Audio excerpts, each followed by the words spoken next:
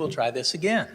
Welcome everybody to the City of Farmers Branch Council meeting for Tuesday, October 8th. First up is our invocation and pledges, which will be led by Councilman Jackson.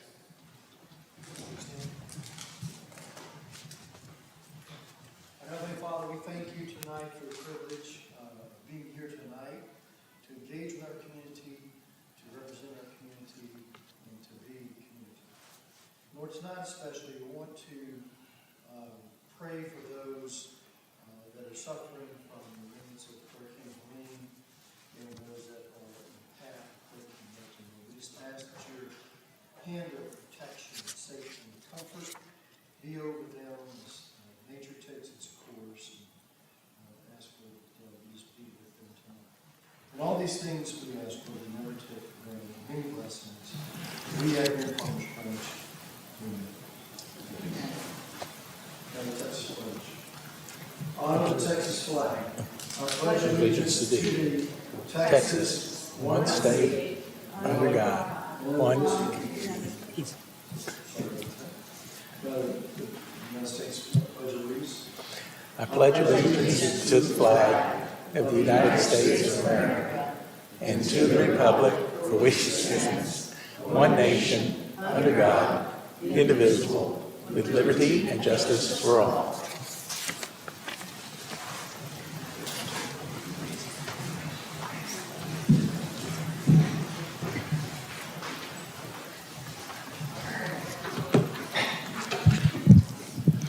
All righty, well, while we're collecting ourselves today for doing things a little bit out of order, that's okay.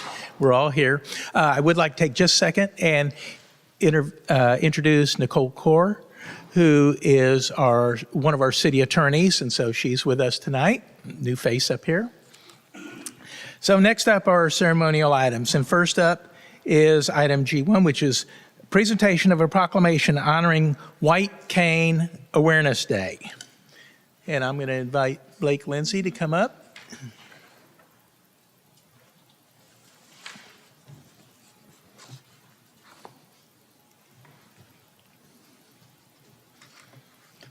So White Cane Awareness Day recognizes on October 15th, or is recognized on October 15th of each year to celebrate equality and independence for the blind community. White cane symbolizes independence and the ability to work productively for blind individuals. So I have a proclamation that I would like to read,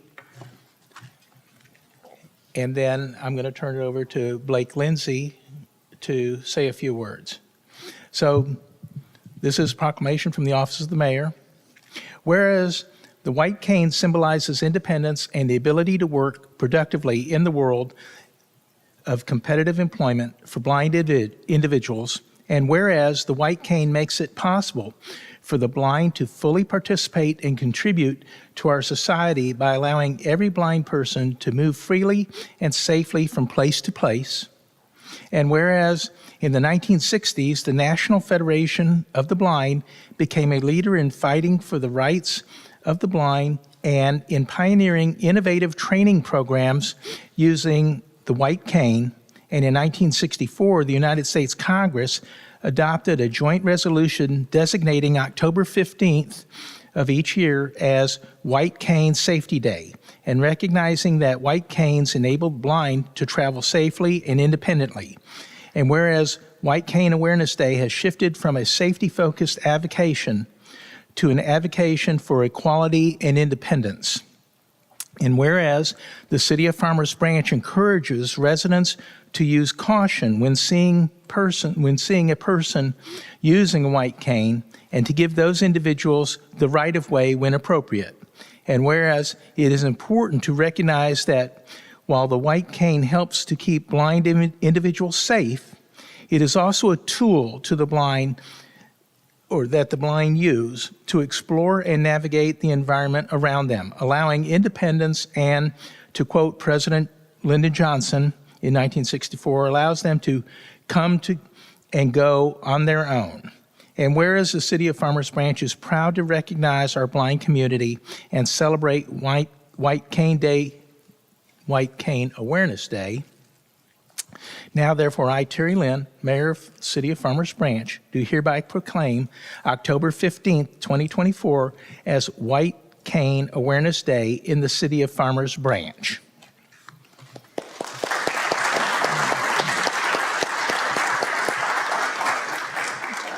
So I have with me today Blake Lindsay. Blake is an ambassador for Envision Dallas, which happens to be right down Valley View. And I'm going to let Blake tell a little bit about that. Thank you, Mayor Terry. It's just great to be here. Thank you guys very much for celebrating White Cane Day with us. You know, it's going to be next Tuesday, and we are so proud to be in Farmers Branch. You know, former Dallas Lighthouse for the Blind did a whole lot of good in the community for a lot of years. And then they kind of lost their way, and we made a huge comeback as Envision up in Wichita actually adopted us. They acquired us, and we moved to Farmers Branch. I'm so proud to be here because my family grew up right here in the Metro Crest area. So Farmers Branch is home to us, and wait till you see our facilities. It's incredible. We took that former AT&T building and really fixed it up. It's just a great place. We're going to have, Envision Dallas is actually going to have this brand new Early Childhood Development Center, opens up in June, a wonderful new arts program, and a workforce innovation center where we'll be able to team up with all kinds of partnerships with various jobs all over the Metroplex. But Farmers Branch is one of our favorite places as we're getting to know this town really well. I just moved here, right before Memorial Day. So I guess we're coming up 4 or 5 months now. But we encourage you to be there from 2:30 to 4:30 next Tuesday. Join us for White Cane Day. And I can hardly wait to show you Envision Dallas as far as taking a separate tour at some point. But I've known Mayor Terry here for a long time now, and I got to speak at the prayer breakfast back in 23. And he's been just a great friend and support already to Envision Dallas. So thank you for having us in Farmers Branch. We're proud to be here. Can hardly wait to have you over. Thanks, everybody. We're going to get a picture. We'll get picture.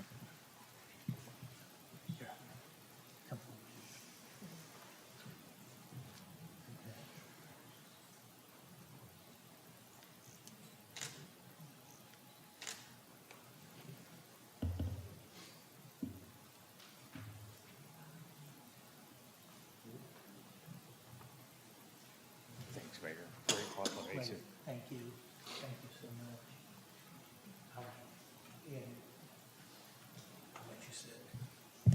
I just want to say, I know we're going to get a presentation on what Envision does, but I've had the opportunity to go over there a couple times. Envision Dallas is located at the old AT&T building on the west side of I-35 off of Valley View. The things that they're doing over there to help these individuals, it's phenomenal. And they are manufacturing products for the government, for other private businesses.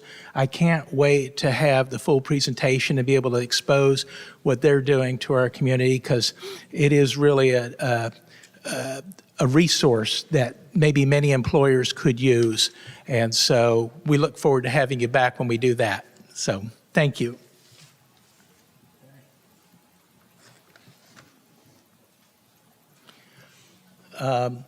I'm sort of buying a little bit of time here. I'm waiting for Representative Anchia to show up, so I don't see him here, so I'm going to skip around a little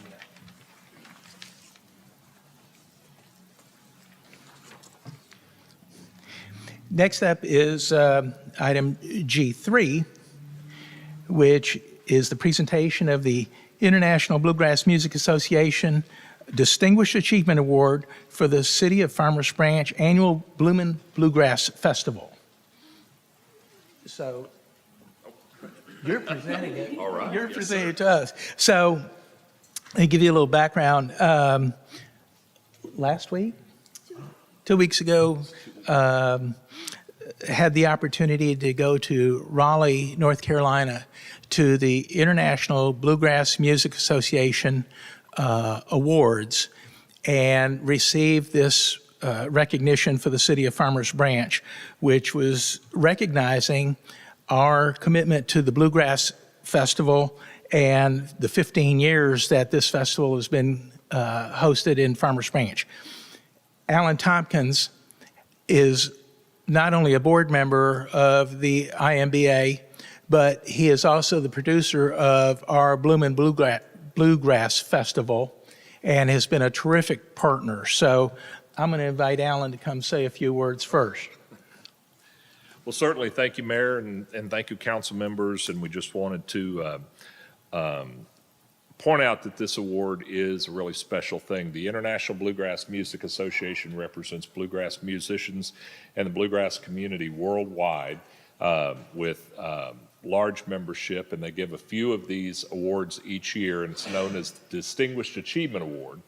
And so the city and the Bluegrass Heritage Foundation were recognized this year for the 15-year run of the Bloomin' Bluegrass Festival, continuous every year, including COVID. More than 80 bands crossed the stage, the main stage of the Bloomin' Bluegrass Festival, and 100,000 plus people through the gates, and brought a lot of people to Farmers Branch, and a lot of people are just really grateful to the city of Farmers Branch for their dedication to bringing Grammy winners and Grammy nominees and Grand Ole Opry stars to play, and the IBMA was just proud to present this to the city.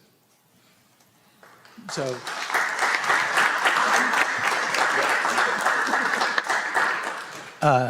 this is a really big thing. And of course, if you haven't bought your tickets yet, Bloomin' Bluegrass, October 18th and 19th at the Historical Park. And you know, the weather that we're having out here every day, it's like that every day in Farmers Branch. It never rains. And so it's not going to rain then either. We're going to have a great event. So please come on out and enjoy some great entertainment. You want to say anything? Okay. All right. And let's get a picture. Okay, sure. Slide in the back.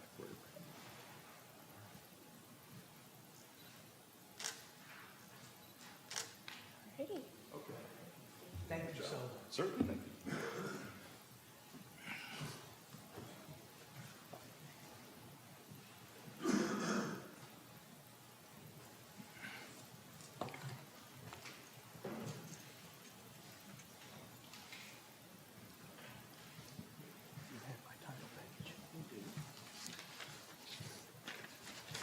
So next up is item G4, which is presentation of a proclamation designating the month of October 2024 as Fire Prevention Month in the city of Farmers Branch.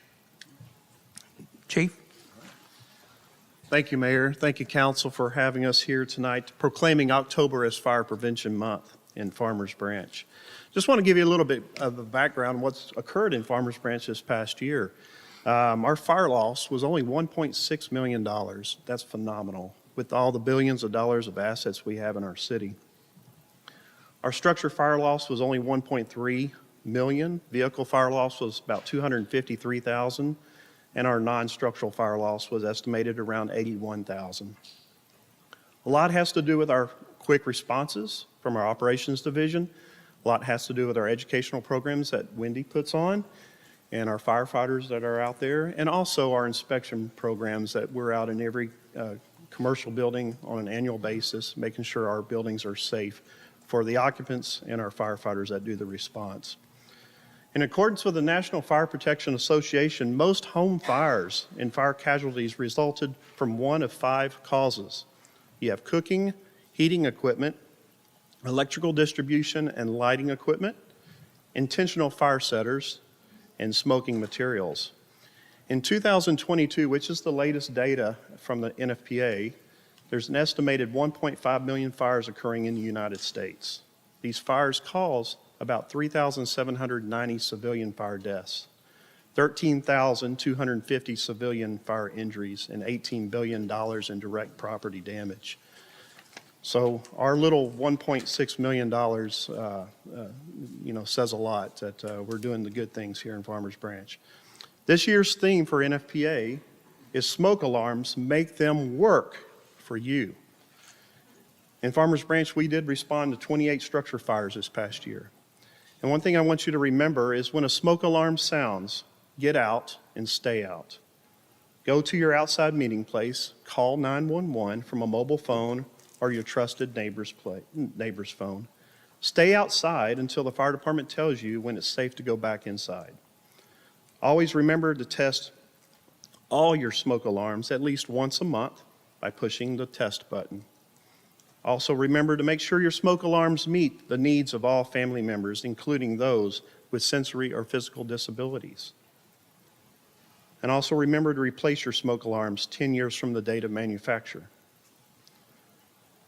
You could have as little as 2 minutes to get out safely once that smoke alarm sounds.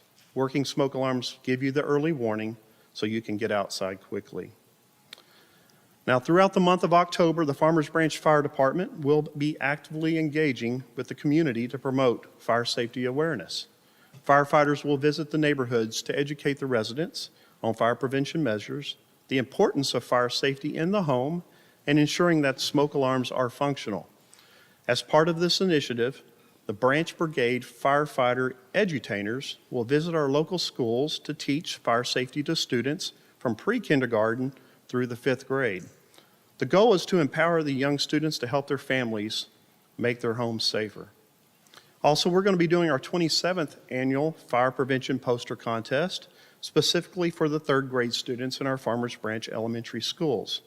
The contest encourages the children to creatively express their understanding of fire safety and their critical role of smoke alarms in protecting lives. One last reminder I want to bring to you is clocks will fall back 1 hour on Sunday, November 3rd, 2024. That is the perfect opportunity for you and your family to change your batteries in your smoke alarms, test them, and practice your escape plans. Thank you, Mayor. Thank you. So along with that, we have a proclamation for this, and so I'll read it now from the Office of the Mayor. Whereas the City of Farmers Branch is committed to ensuring the safety of those who live, work, and visit or go to school in Farmers Branch, and whereas working smoke alarms cut the risk of dying in home fires almost in half, and whereas smoke alarms sense smoke well before you can, alerting you to danger in the event of a fire in which you may have as little as 2 minutes to escape safely. And whereas Farmers Branch residents should install smoke alarms in every sleeping room, outside each separate sleeping area, and on every level of the home. And whereas residents will make sure their smoke alarms meet the needs of all their family members, including those with sensory or physical disabilities. And whereas residents should test smoke alarms at least once a month. And whereas residents who have planned and practiced a home fire escape plan are more prepared and will therefore be more likely to survive a fire. And whereas the 2024 Fire Prevention Month theme, Smoke Alarms, Make Them Work for You, serves to remind us of the importance of having working smoke alarms in the home. Now, therefore, I, Terry Lynn, Mayor of the City of Farmers Branch, do hereby proclaim October 2024 as Fire Prevention Month. Chief?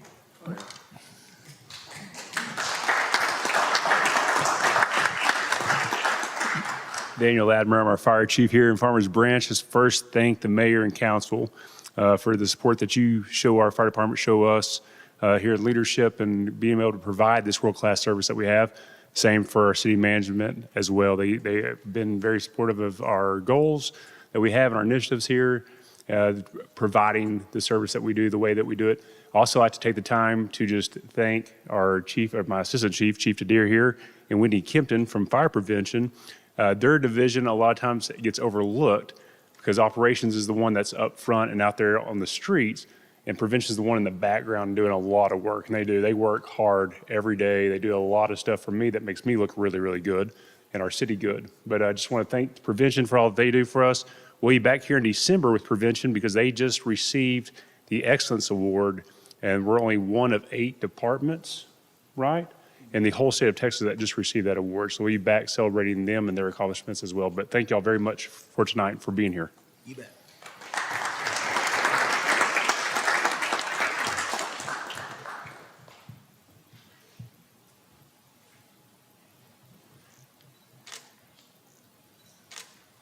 Just a second.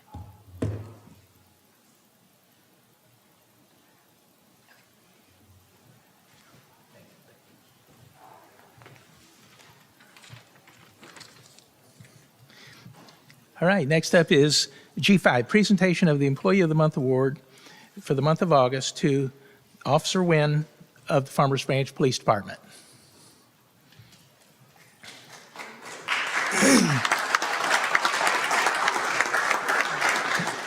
And take a good look. I remember when he started here and he had jet black hair.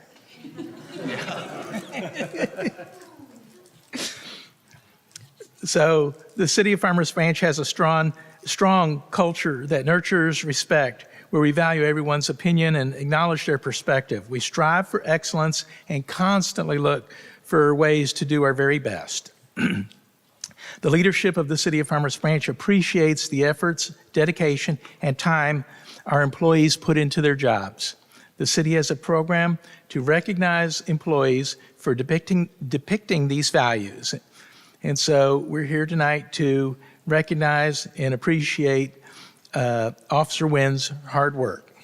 Officer Wynn has proudly served the city of Farmers Branch for 18 years, constantly demonstrating exceptional dedication and professionalism.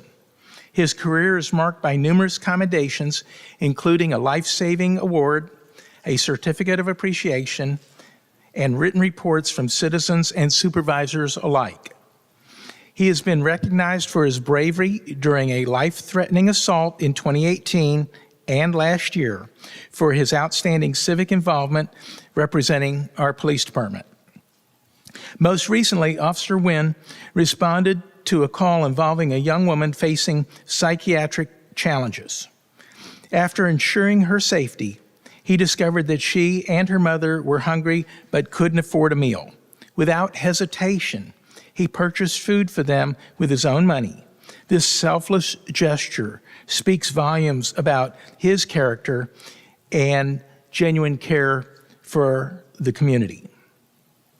While we recognize Officer Wynn for his act of kindness, it's just one example of his remarkable contributions to our city. Over the years, he has received numerous commendations, as I mentioned, for his bravery, professionalism, and commitment to service, showing time and time again how he consistently reflects the core values of our city. We are honored to recognize Officer Wynn tonight as our Employee of the Month for the month of August.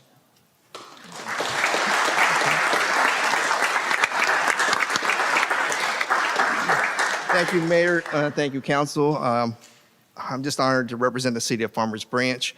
On a side note, being old, on my last day of shift, I responded to a call, and the lady came running out, goes, "I remember you. We have a baseball card of you. You were so young then. Now you're old." I was like, "Oh, great. That's just terrible." But I'd like to thank the chief here for just believing in me and allowing me to be myself. I've seen former officers and current officers and retiring supervisors who've done what I've done, I witnessed it, and I'm just here just to represent the city of Farmers Branch myself. I'd like to thank my parents, and I'm just happy to be here. Thank you. Great. Chief, you want to say a few words?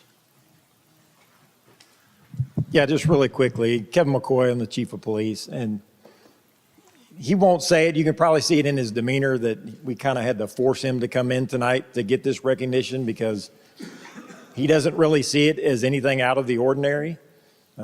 This is how he serves the citizens of Farmers Branch every day. He leads with his heart, and everybody in the department that knows him will tell you that. He's received commendations since this award has been announced for the same thing, for doing the same thing. It's how he treats everybody he comes into contact every day when he's out on the streets of the city. And his residents and people who operate and run businesses in the city, you should be glad to have officers like him out there on the street. He's not the only one, as he acknowledged his peers, which is not a surprise. But that's the heart of the people that work in the city, is they're out there trying to make a difference in whatever small way they can, and they're not seeking recognition for it. They're just out there trying to do the right thing for the right reasons. And I personally want to say thank you for all that you do every day and for the way that you serve. You're an asset to our community, and you're definitely an asset to our organization. Congratulations, sir.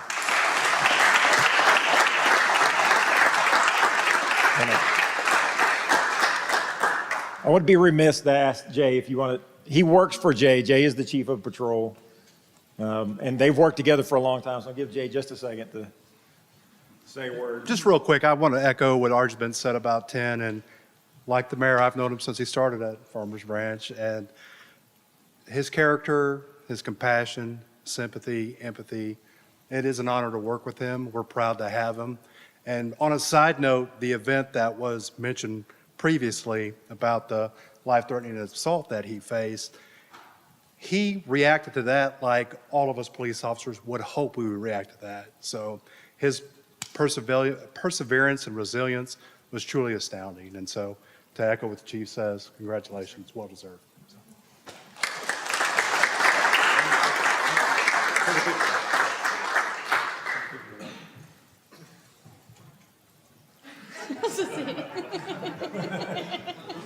That normally would work. Hold on, I'm trying to see if I can do all of those.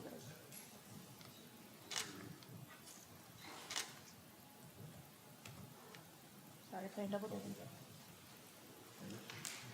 Yes, sir. Okay.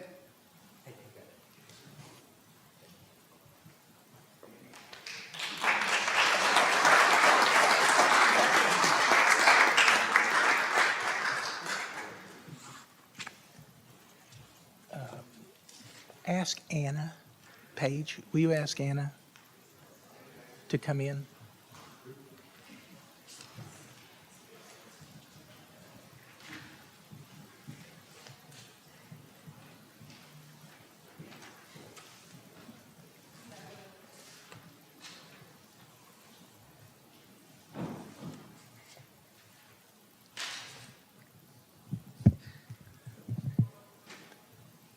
Okay, well, I was stalling trying to buy time. We were expecting State Representative Rafael Anchia to be here for this next proclamation. And I know he was on his way. I'm going to go ahead and read it, and if he shows up, then we'll give him a moment to speak.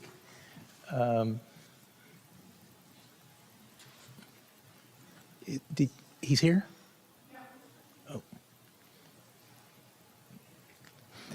So next up is item G2, presentation of a state resolution from the office of the Texas State Representative Rafael Anchia and the city of Farmers Branch, recognizing September 15th through October 15th, 2024 as National Hispanic Heritage Month. National Hispanic Heritage Month is celebrated from September 15th through October 15th each year. The state resolution being presented honors the Hispanic community and celebrates them during this month. He's here? Very good.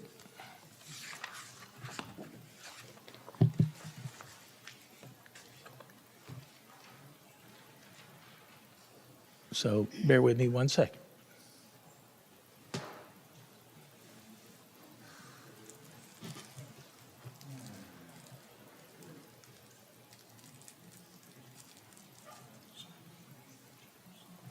Talk amongst yourselves. Oh, you just walked in. Okay.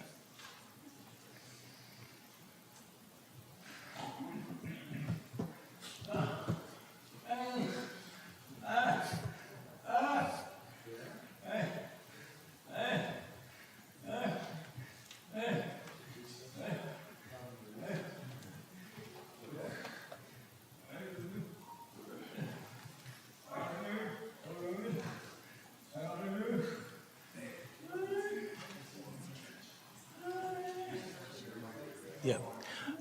Let's take a short recess here, if you would. Feel free to go out into the lobby. We'll reconvene in just a moment.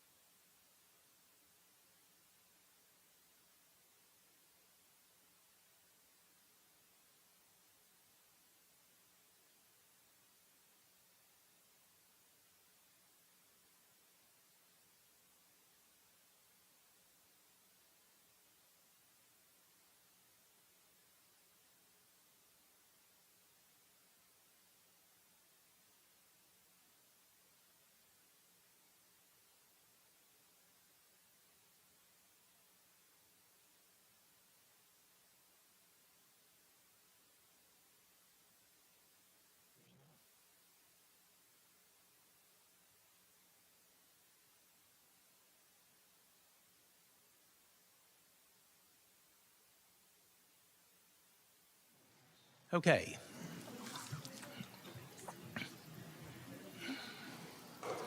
Thank you all for bearing with us for a moment. So I would like to introduce your state representative, Rafael Anchia, who is here joining me tonight.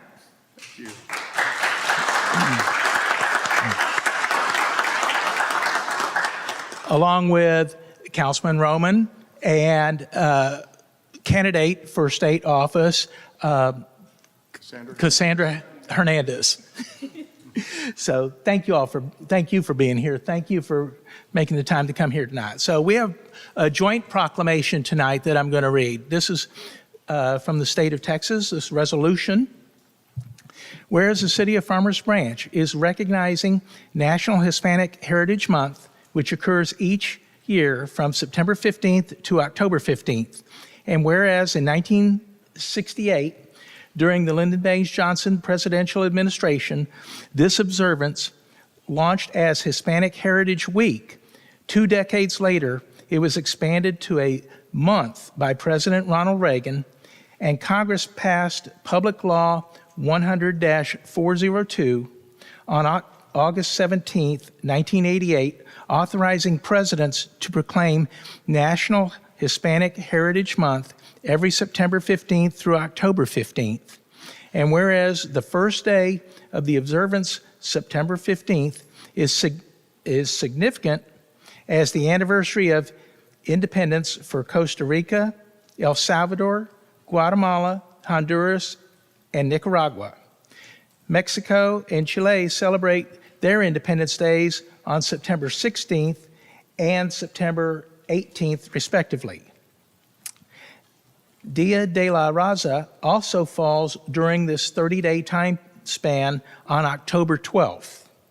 And whereas Hispanic and Latino residents contribute immeasurably to the vibrancy and prosperity of Farmers Branch, and this event provides a welcome opportunity to honor their achievements as well as a proud history and multifaceted cultural richness admired world over. Now, therefore, be it resolved that the City of Farmers Branch observance of National Hispanic Heritage Month 2024 be commemorated, and that all members of the community be extended sincere best wishes for the future.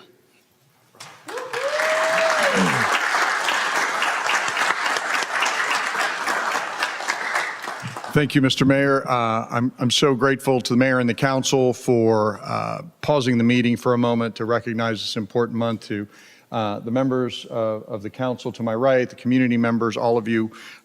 It's been my extreme good fortune now for a long time to represent Farmers Branch. And I do my utmost to make sure that the voices of Farmers Branch residents and their duly elected council are respected.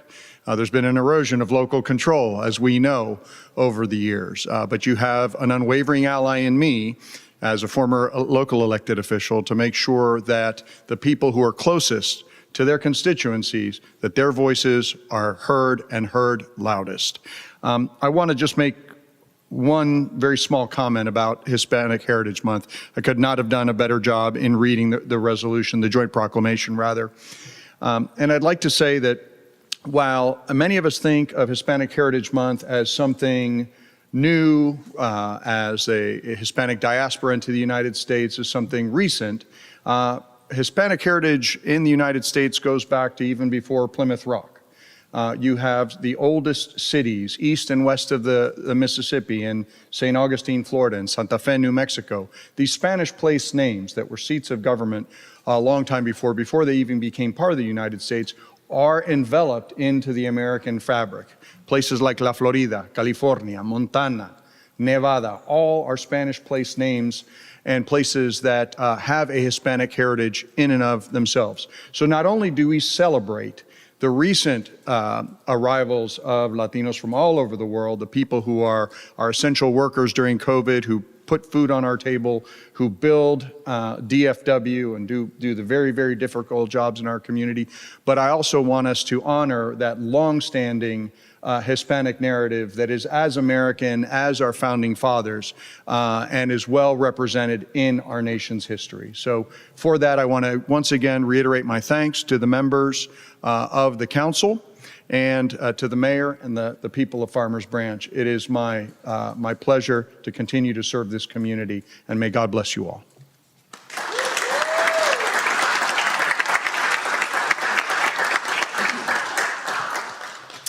I just wanted to share say a few words about Hispanic Heritage Month. And let me just say that it's an honor to be here and celebrate this momentous month with all of you, a time where we can come together and recognize the contributions, the culture, and the history of the Hispanic community. As I thought about what I would say tonight, I thought it would be best to share my perspective on what Hispanic Heritage Month means to me. Well, Hispanic Heritage Month is about embracing the beauty of diversity and the strength that comes from our shared experiences. As a proud Hispanic, this month serves as a reminder of the values that have shaped who I am today: family, hard work, resilience, and even my occasional sassiness. It is about honoring my roots and recognizing the sacrifices my parents and grandparents made so that I could stand here today. Growing up, my heritage wasn't just something I celebrated 1 month out of the year, and it still isn't. It is something I live by every day. It is in the food that we eat, the music we listen to, the stories our grandparents tell, and the language that carries so much history and emotion. It's in the deep respect we have for our elders, the way we support one another in our communities, and the pride we take in our work, no matter what we do. Hispanic Heritage Month is also about looking forward, knowing that our heritage provides us with a foundation to build on. It's a chance to celebrate how our culture continues to shape and influence this country, whether through business, politics, art, or everyday contributions in our neighborhoods. We are part of the fabric of this nation, and our voices matter. This month is a celebration of the strides we've made. And just in Farmers Branch, we have Ana Reyes, who is the first Hispanic and first person of color that was elected to the Farmers Branch City Council. Crystal Ratana, who was the second councilwoman elected to Farmers Branch City Council. Myself, the first Mexican-born councilman and third Hispanic council member of this city. Elizabeth Villafranca, who is the first Hispanic president of the Carrollton Farmers Branch Rotary. Ben Williamson, who is the first Hispanic city manager in Farmers Branch. And then we joined here by Rafael Anchia, who is our Hispanic elected official for our district. And there's many more great examples of the strides that we've made. So as we celebrate this month, let us remember that Hispanic Heritage Month is not just about where we come from, it's about where we're going. It's about the future we're shaping, the doors that we're opening for those who will come after us, and the pride we carry with us every single day. With that, thank you, Mayor. You're welcome. Thank you.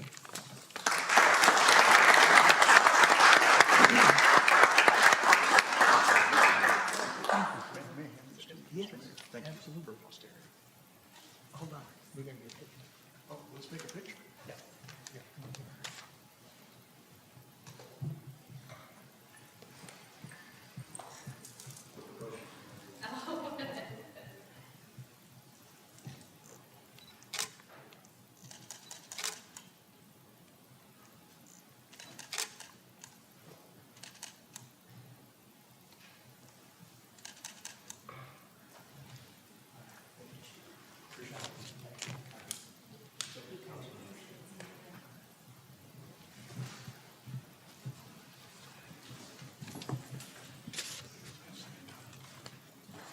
Okay.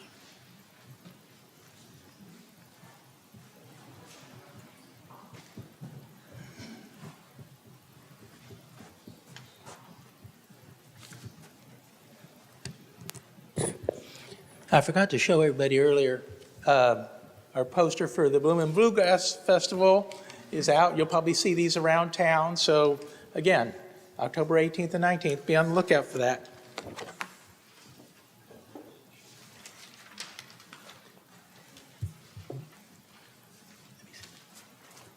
Next up are items of community interest. Thank you, Mayor. So Mayor Pro Temp Omar Roman invites all Farmers Branch residents to his District 1 Town Hall meeting next Wednesday, October 16th from 6 to 8 p.m. right here at City Hall. Come stop by and discuss topics not only affecting District 1, but the entire city. Do remember that if you cannot attend in person, a virtual option through Zoom is available. Next, we've got a shredding event this Saturday, October 12th from 9 to 11 a.m. here at City Hall. All Farmers Branch residents are invited to the free shredding event being hosted by the Farmers Branch Sustainability and Public Health Department. Residents can securely discard household documents that are free from binders, clips, magnets, those pesky staples, but anything like magazines, junk mail, anything with non-sensitive information should be disposed of or recycled using your normal garbage and recycling services. As the mayor has mentioned a couple of times, Blooming Bluegrass is next weekend, Friday, October 18th and Saturday, October 19th at the Farmers Branch Historical Park. The festival will include several amazing performances, including headliners like the Del McCoury Band, Rhonda Vincent and the Rage, and the Dan Tyminski Band. To purchase tickets, you can visit bloomandbluegrass.com. And then finally, as always, make sure to sign up for the City e-News at farmersbranchtx.gov. Back to you, Mayor. Thank you so much.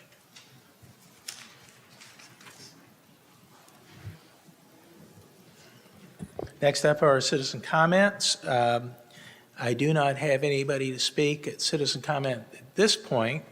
Have not received anything, so we will move on to our consent agenda.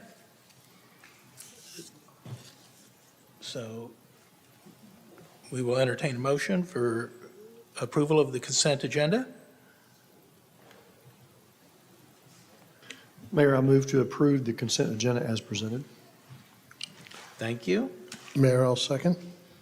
We have a motion and a second. If you would, please indicate your vote.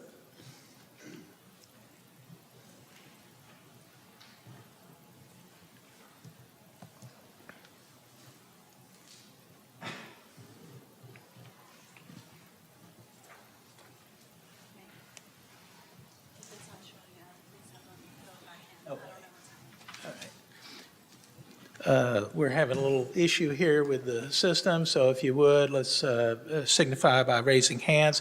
All those in favor of approving the consent agenda? Motion passes unanimously. Thank you very much. Next up is item K1, public hearing. Conduct a public hearing and consider adopting ordinance number 3891 for a private school, primary and secondary, development on approximately 2.79 acres located at 4,000 McEwen Road within Plan Development District number 90, and take appropriate action. Thank you, Mayor and Council. Sarah Bergman, Deputy Director of Planning. So this site is currently developed with 2 existing office buildings that are vacant, and the applicant is requesting to repurpose these buildings for use as a private elementary school, specifically Preston Hollow Presbyterian School.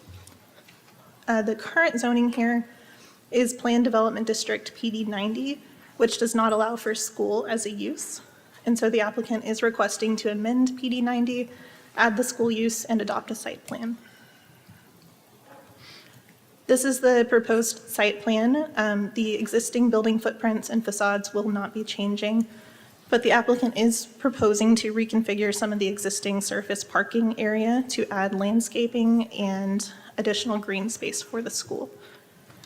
In addition, the applicant is proposing a wrought iron perimeter fence along the site to provide for added security. And with this new layout for the site, the minimum landscaping and parking requirements of PD 90 are still met or exceeded. This proposal does align with the Farmers Branch Comprehensive Plan, and on September 9th, the Planning and Zoning Commission unanimously recommended approval of this request. So with that, I would be happy to answer any questions, and the applicant is here as well. Council, any questions? Councilman Reed? No questions? Councilman Neal? Thank you, Mayor. Is this a purchase or a lease of this property for the school? Do you know, are they? I may let the applicant respond to that, but my understanding is they're under contract to purchase. Okay.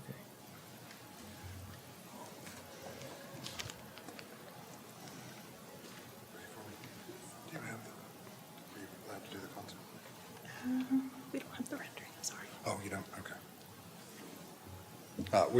Hi, my name is John Arnold, 4420 Bryn Mawr Street, Dallas, Texas, 75225. Mayor, council, thank you for having me. I'm actually not affiliated with the school. I'm a father of two kids that have attended Preston Hollow Presbyterian School. One who was a fourth grader. She just actually was remediated and is now attending St. Rita, and I have a current second grader. To answer your question, we are currently under contract to buy the school. Our current building, we're located currently on Preston and Walnut Hill. We've been there for about 60 years, and currently our building needs too many repairs to stay there and continue running the school. And so we have been since about early this year, January, February, we started looking for another school. We spent months looking, and Farmers Branch ended up being a great location for us. It's within about 4 or 5 miles of our current location. We have a lot of families in North Dallas all the way to Farmers Branch. A lot of our kids end up going to Parrish and St. Rita and Green Hill and a lot of the schools that are up there. I have our head of school here. If y'all have any questions, she can come up here. We have our architect. But basically, the purpose of Preston Hollow Presbyterian is for kids with learning disabilities, specifically dyslexia, dysgraphia, and the goal is not to have them there through high school or even through 6th or 7th grade. The goal is to remediate them. Both of my children have, hopefully a perfect example for my son, but my daughter was a perfect example.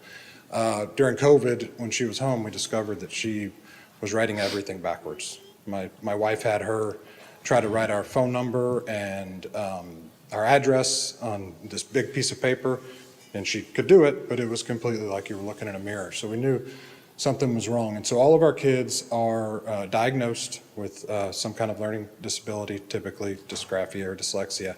The goal is to remediate them.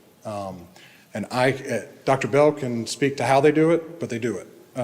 My daughter was a perfect example, and she spent 3 years there and reads like a champ. But we are looking to move quickly. We located this building. We're under contract and really would like to be part of Farmers Branch. We think it's a great location, safe location for our families, and really hoping for your support. If you have any questions for our head of school or our architect, we're here. 2 quick questions. Yes, sir. First of all, about how many students do you expect to have in the facility? Currently, we're just under 120. We're about 115. The school, what this will also give us the opportunity is to expand a little bit to 8th grade. It's not necessarily because we need to go to 8th grade. It's, if you've gone with your kids to some of these private schools, the 5th grade, 6th grade's a really big jumping off point. And some of them need a little bit more time and maybe wait till 8th grade and go to high school. So we want to offer that. But that would only probably be like 1 class per grade. And that class is 8 to 10 kids, maybe 12. Currently, all of our classes are about 12 kids per class. So we're preschool through 6th grade currently. And 6th grade's only 1 class, 5th grade's 1 class, but the other grades have about 24 kids per grade. So we're currently about 115, and this could take us up to about 150, but it wouldn't go any higher than that. Good. Thank you for that. And last question.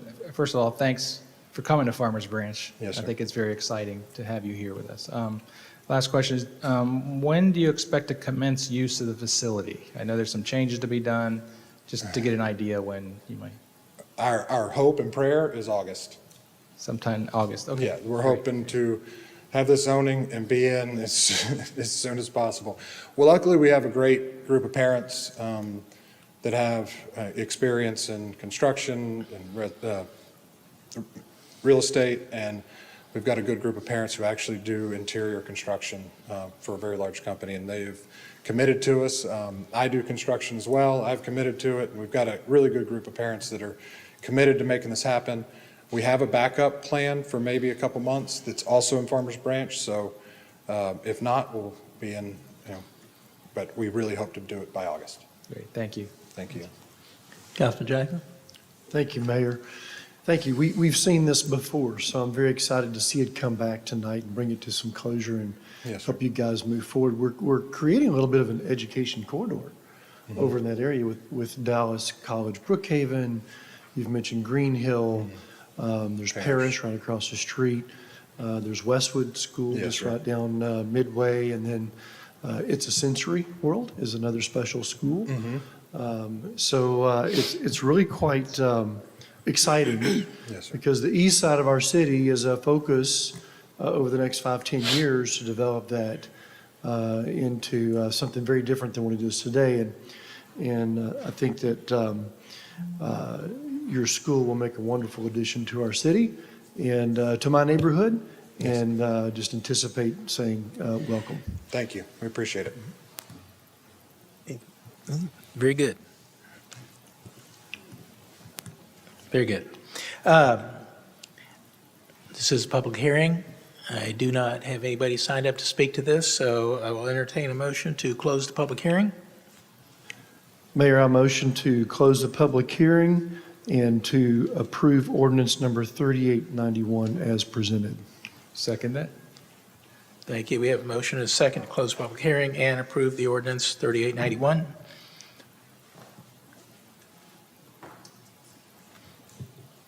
If you would indicate your vote accordingly. Let's see if it works. It looks like it's going to have to be a show of hands again. Okay. Show of hands, please. All in favor of the motion? Motion passes unanimously. Thank you very much.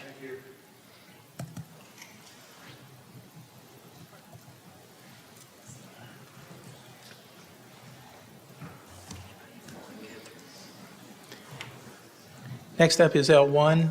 Item L1, consider approving Resolution 2024-179, authorizing the city manager to approve the purchase and installation of furniture with Wilson Bauhaus Interiors at the Justice Center through the Omnia Partners Cooperative Purchasing Program in an amount not to exceed $250,342.49, and take appropriate action.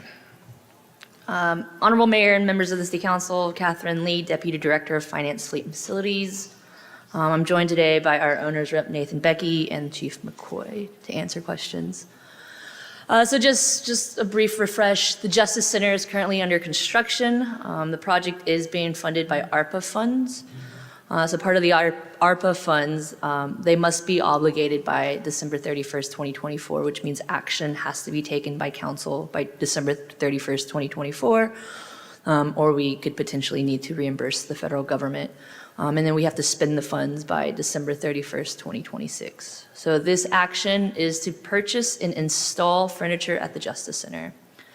So EPT Commercial, our owner's rep, received proposals from 3 different furniture companies. Wilson Bauhaus was deemed the best value proposer. So the furniture package is $250,000, $342,49. We are utilizing the Omnia Partners Cooperative Purchasing Program. So the furniture will be delivered and installed in 3 phases. The first phase is coming up because the first phase is wrapping up in construction. So within the next month, we need some furniture. And then phase 2 will be January of 2025, and phase 3 will be March, April of 2025. And with that, I'm ready to take questions. Very good. Thank you. Council, any questions? No questions. Okay. Entertain a motion. Mayor, I make the motion to approve resolution number 2024-179 as written. I'll second. Very good. We have a motion and a second. If you would, please indicate by show of hands. All in favor? Motion passes unanimously. Thank you very much. Next up is item L2, consider approving Resolution 2024-169, authorizing the city manager to execute a professional services agreement with Burkhoff, Hendricks, and Carter LLP for the design of the Webb Chapel Road Utility Improvements Project for the amount of $912,700 and take appropriate action. Good evening, Mayor, council members. Ray Silvarez, Director of Public Works. Also with me here is Deputy Director of Public Works, Danielle Riggs, who's going to help me out with this presentation should any questions arise. Quick overview. Burkhoff, Hendricks, and Carter has been tasked to help us with the design of the cast water main lines up on Webb Chapel from Beltline down to 635. This project has been partnered up with the lead and copper revision rule. It's not a requirement, but it's something of our own initiative that we're doing to upgrade our aging infrastructure. And so this project here, as you'll see, it has a roughly 13,000 linear feet of water main, various sizes water main that we're going to be replacing, and also 7,000 linear feet of sanitary sewer clay pipe that we're going to be upgrading. This design will include full engineering, including geotech, surveying, and bidding construction services. The total cost for the replacement, again, it's a huge stretch from the north city limits down to the south, is $912,700. This design will be done in full engineering. However, for construction, depending on how the prices or how we're looking at the estimates, may be divided into 4 phases. Here are the phases before you. And again, this is to improve the aging infrastructure along Webb Chapel to one of our critical areas in the city. And I'll be taking any questions. Thank you. Council, any questions? Councilman Jackson. Thank you, Mayor. Thank you, Ray. So that's a pretty big stretch of road. It's one of our busiest streets in Farmers Branch. So tell us a little bit about sort of the interruption and the traffic management that's going to occur during this project. So that's a good question. That's something that will be taken into consideration as we do design, depending on the location of the water line. More than likely, we'll probably try to minimize traffic. And also, what we try to do is whenever we impact traffic is make sure that if we have to close a lane, we don't do it between the peak hours in the morning or in the evening. So we try to do it between 9 a.m. to 3 p.m. if we're going to interrupt traffic. But again, the water line snakes in between. It comes up in some areas. We may have to do some side connections to the roads. And so depending on that, we'll design that and do the traffic control plan based on that. But our goal is always to minimize the impact onto traffic and the residents here. So, and I know that we're not quite down the design road of the project yet, but is the idea is that there'll be a section torn up at a time, or is this going to interrupt the entire length? Do you know? Correct. So we would try to do a certain section of the time, make sure that we're not interrupting the whole thing. It wouldn't be go open cut or trench cut the whole area. It would be just sections at a time of however many they can lay and put back whatever type of pavement we take out at that time. So again, being mindful of the residents and the traffic in that area. Right. Okay. Very good. All right. Thank you, Ray. Thank you, Mayor. You're welcome. Anything else? Councilman Reed? I'm sorry, do we have an estimated start time and total project time? So on the design, we're going to start as soon as we can with the surveying being the first thing to do. As far as construction goes, again, we're going to be looking at the design, the details of that, and then based on that, we'll start looking at how we cut it up, whether we do the 4 phases or we can combine some of them. And based on that, we'll develop a timeline as far as when we can get construction to get going. So I don't have a definitive date on the construction start date, but we will look at that as we move forward with the design plans. Okay, do we have a guesstimate at this point? Let me ask Danielle. Danielle, do you have a? The only thing I can say is that phase 1, where it crosses the bridge at Farmers Branch Creek, that's a section of pipe that has been out of service for a couple of years, and it's pretty crucial. And so we're going to try and hit phase 1 as fast as we can, but then the other phases we'll just see as it goes. Thank you. And once we get to that level, we'll post you more about what the other phases and what we can do to combine. Councilman Neal? Yeah, as I was reading through the materials, my understanding is you're going to put out the different phases for individual bids. Is that correct? That is the intent. Again, depending on what we find during the design, we may look at cost and what we could do. But yes, the original intent would be to do it in 4 phases. Right. And do you have any target dates for those various phases of when you might put those out to bid and that sort of thing? Again, not at the moment. As we get into the design, we'll look and see what we can do. As Danielle pointed out, that one section, that phase 1 will be pretty urgent. So if we don't have the other phases ready to go, maybe we just go with that one pretty quick, but we just don't Okay. have an anticipation of starting. Because I realize that some of the materials, there's an estimation of around $10 million for this project. I'm just wondering, is that adequate? I know there's a 10% contingency fee. Is that going to be adequate, given that we don't know the dates at which these phases will go out? And as you know, costs continue to rise Right. the longer we. And that's the balance that we do with design, right? We always base it on what we think the market's going to be doing at that time of pipe prices, and we develop a fee. So yes, that's what makes it hard with the bidding process. We try to take into consideration market when we intend to go. And so we have the OPCC, which is the opinion probable construction cost at that time, developed, and also includes a little bit of a forecast of what may happen with the fluctuation in prices.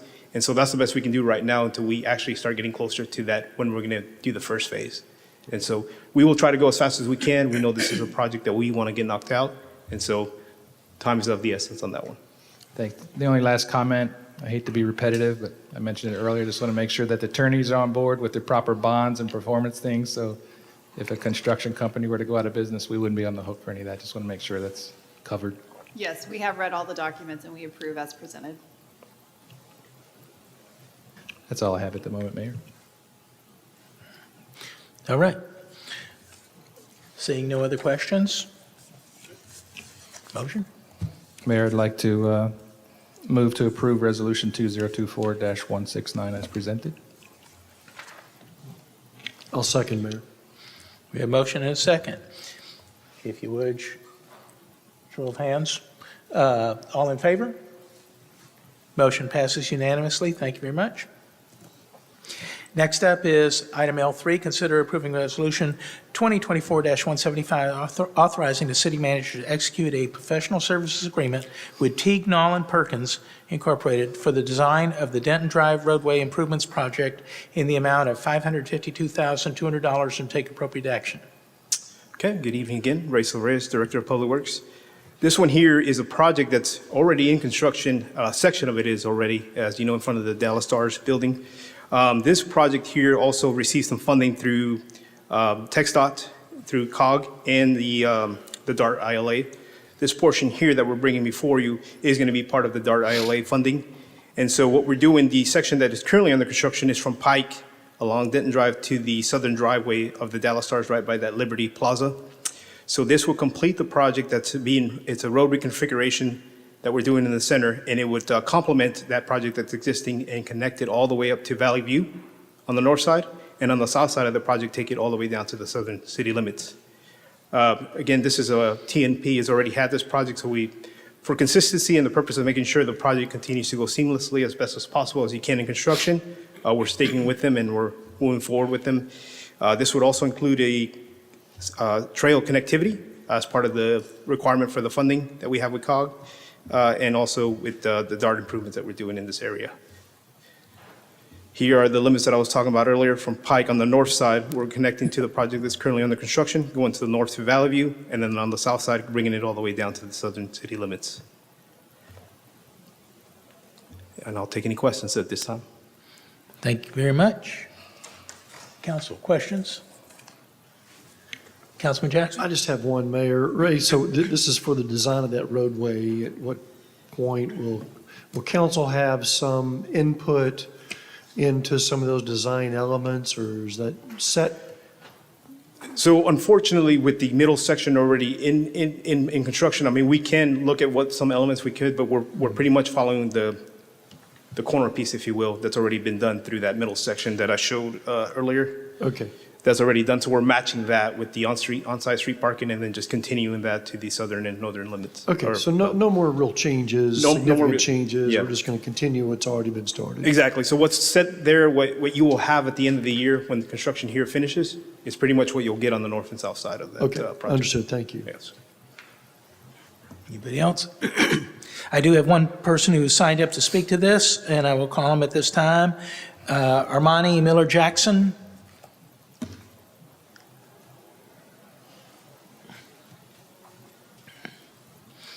So let me just remind you, when you come up, please state your name and address.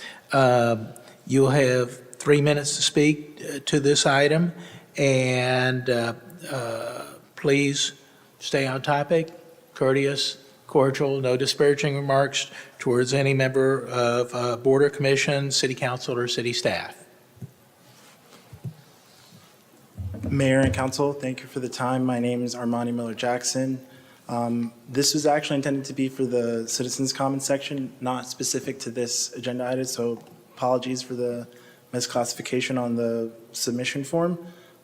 My question today, I'm a part of a leadership program, Engage Dallas, that's designed to help young leaders in Dallas become civically involved. One of the issues we're looking to address is panhandling in the Farmers Branch area.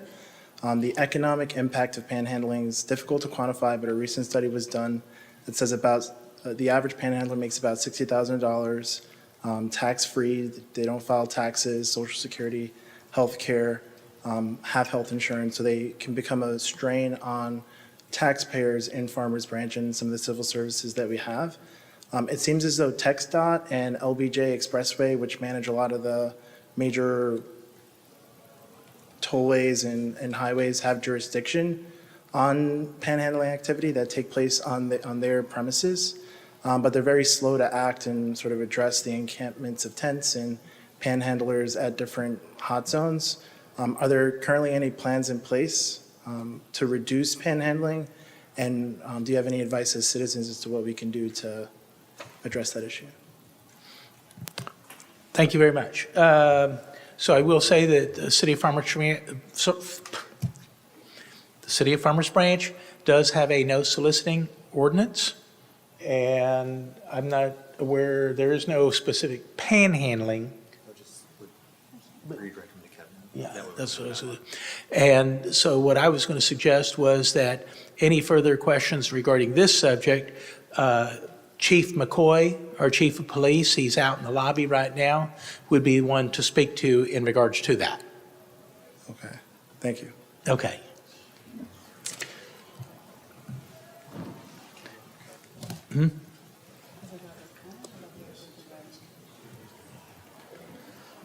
All right, any other questions for Ray regarding this? Okay. Motion?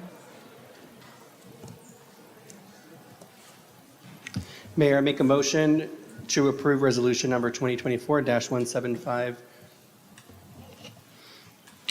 I'll second. We have a motion and a second. Thank you very much. If you would, please, a show of hands. All in favor? Motion passes unanimously. Thank you very much. That concludes our regular agenda items. There was no action to take as a result of executive session this evening. So with that, we will adjourn at 7:11. Thank you.